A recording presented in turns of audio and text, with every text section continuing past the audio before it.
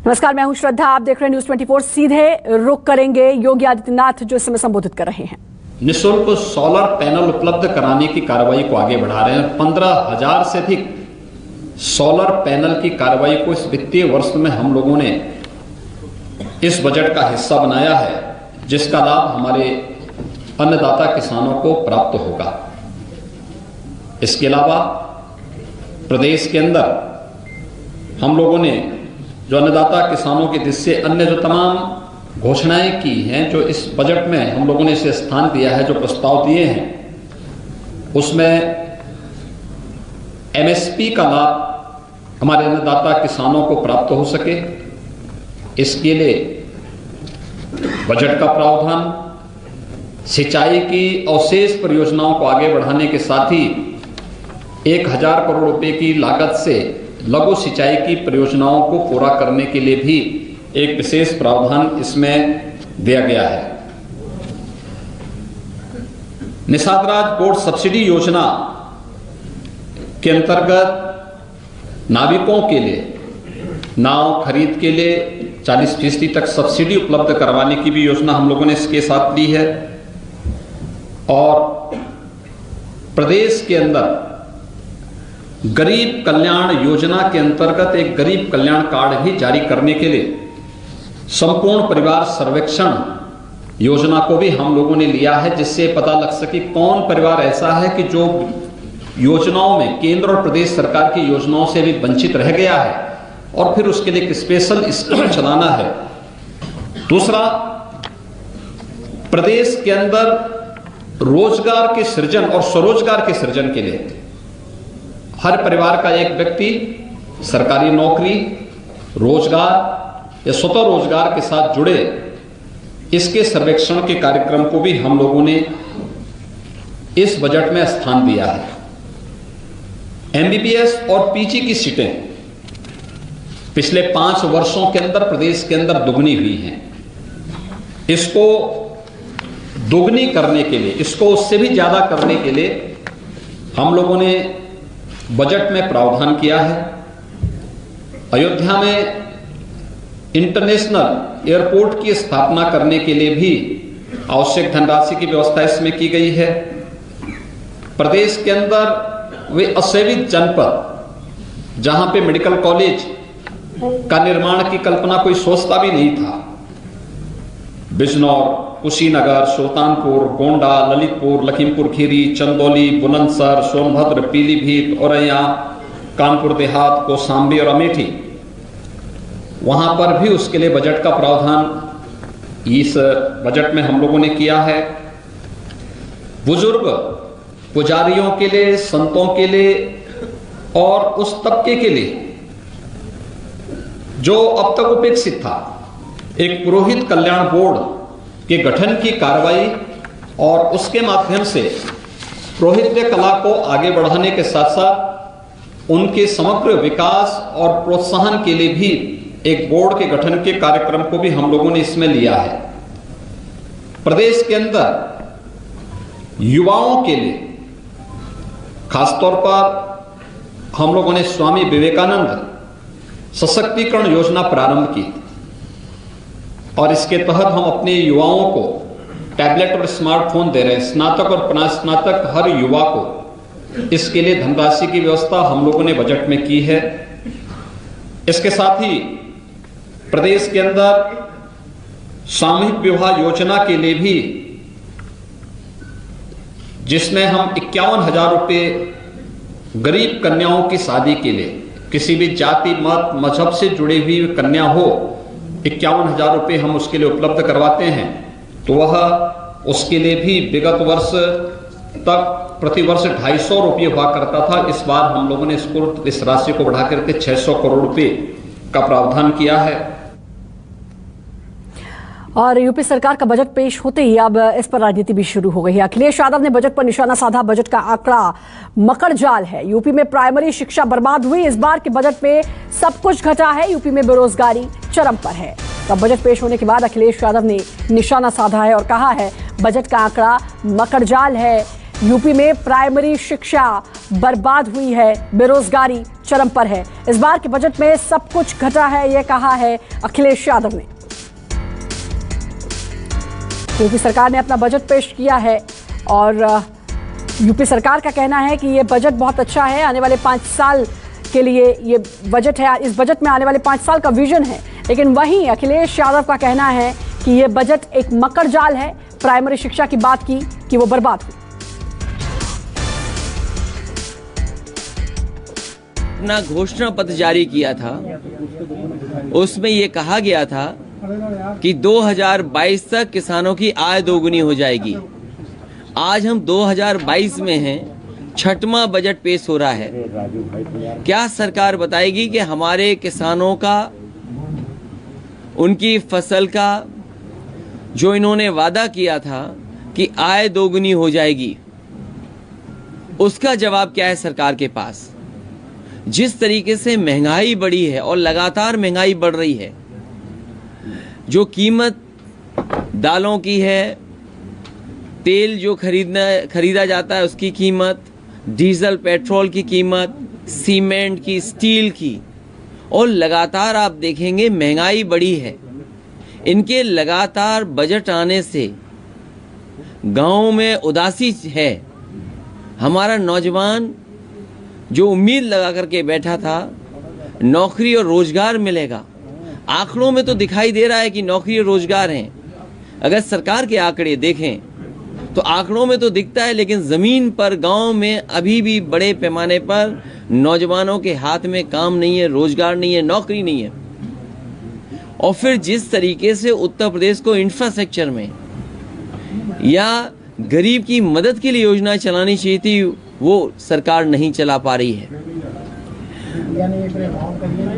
जो गरीब हैं, जिन्हें वादा किया था कि गेहूं भी मिलेगा, चावल भी मिलेगी, वहीं तेल भी खाने को अच्छा मिलेगा, चना भी मिलेगा, और अगर हम आंकड़े देखें, सरकार करोड़ों बता रही है कि इतने करोड़ लोगों को, गरीबों को पहुंचाया है इन्होंने अनाज। क्या ये सरकार लगातार चलाएगी कि नहीं चलाएगी? और शायद गरीब बच्चों की इतनी दुर्दशा पढ़ाई की कभी नहीं हुई होगी जितनी 5 साल में हुई है। और इस बजट में भी नहीं लगता है कि बच्चों की पढ़ाई बेहतर हो पाएगी, क्योंकि ये जो 2 टर्म्स हैं, अनएम्प्लॉयमेंट रेट और एम्प्लॉयमेंट रेट, जिस तरीके से सरकार हमेशा ये बताती है कि गन्ने का भुगतान इतना हुआ है, लेकिन सरकार बकाया नहीं बताती है।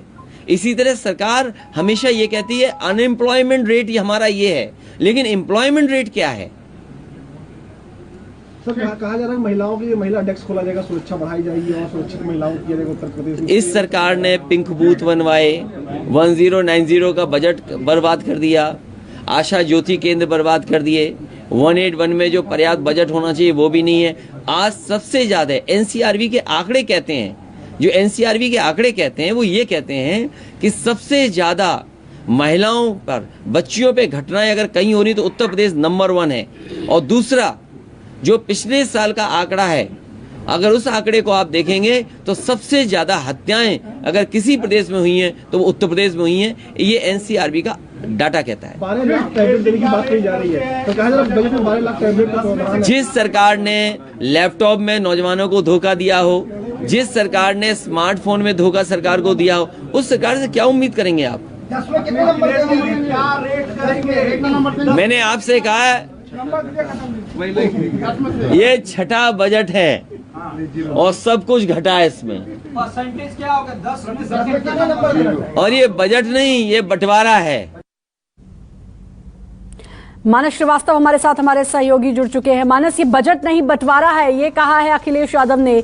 इस बजट की खूब निंदा की है।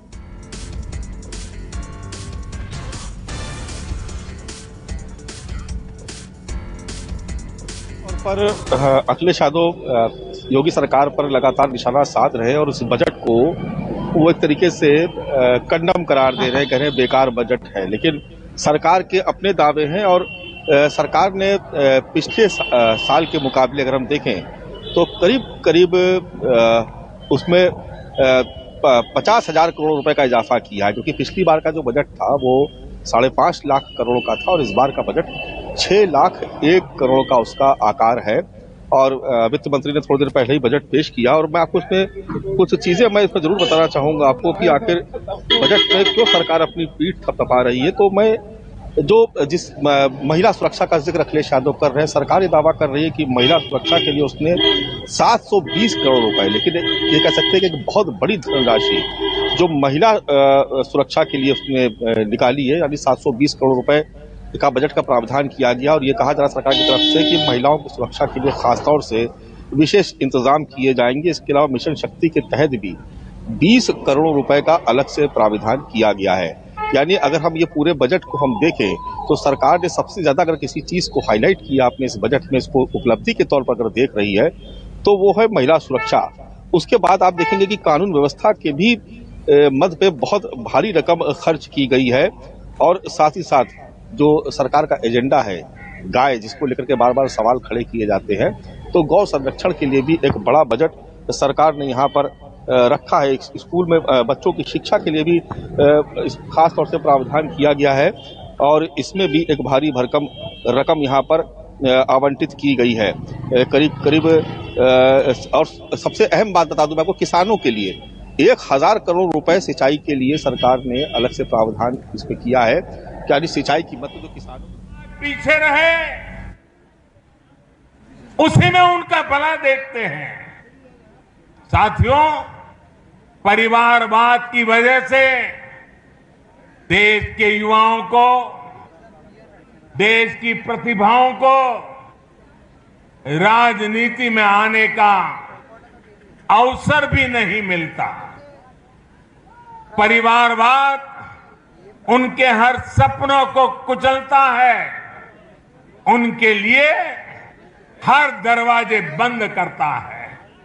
इसलिए आज 21वीं सदी के भारत के लिए परिवारवाद से मुक्ति, परिवारवादी पार्टियों से मुक्ति एक संकल्प भी है और एक नैतिक आंदोलन भी है। जहां जहां परिवारवादी पार्टियां हटी है, उनका अस्त हुआ है, वहां वहां विकास के रास्ते भी खुले हैं।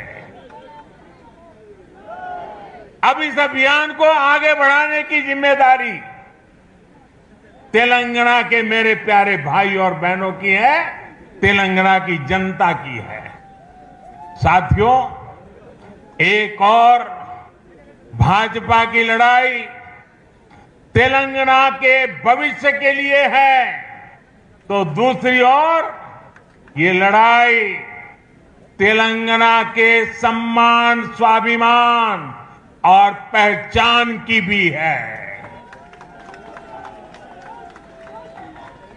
यहां एयरपोर्ट से बाहर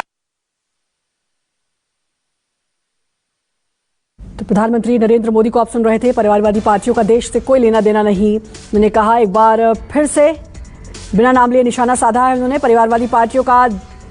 पार्टियों से देश का भला नहीं, परिवारवादी पार्टियों को देश से कोई लेना देना नहीं, बिना नाम लिए निशाना साधा एक बार फिर से कांग्रेस पर प्रधानमंत्री नरेंद्र मोदी, जिन्हें आप सुन रहे थे। और हैदराबाद से संबोधित कर रहे थे प्रधानमंत्री नरेंद्र मोदी, तेलंगाना वासियों को संबोधित कर रहे थे और एक बार फिर कांग्रेस पर बिना नाम लिए निशाना साधा।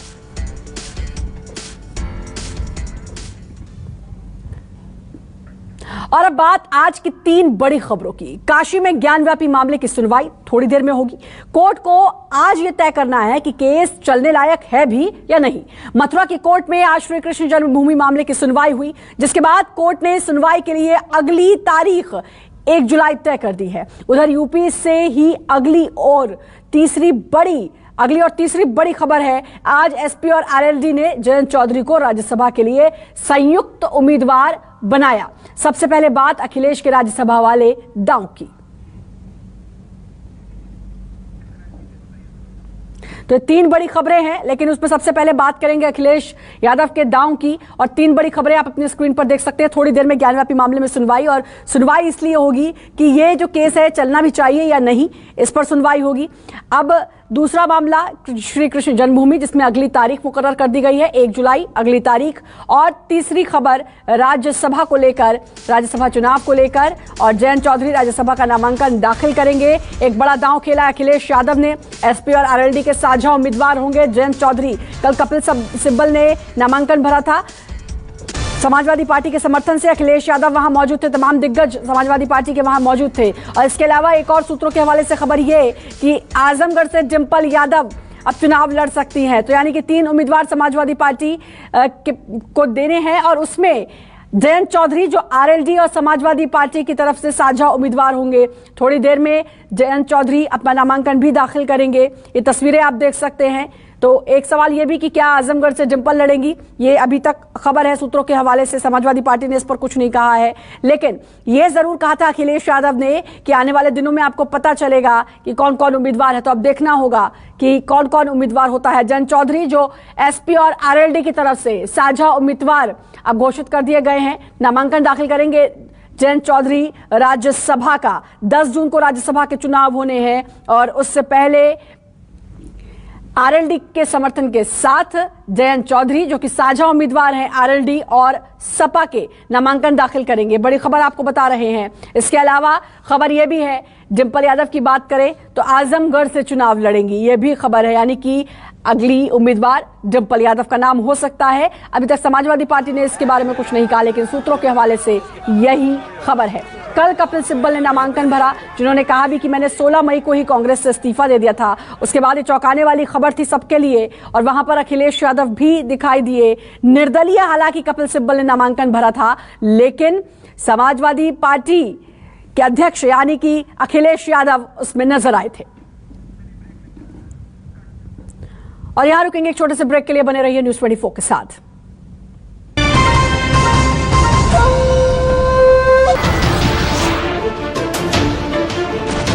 नमस्कार, मैं हूं मानक गुप्ता।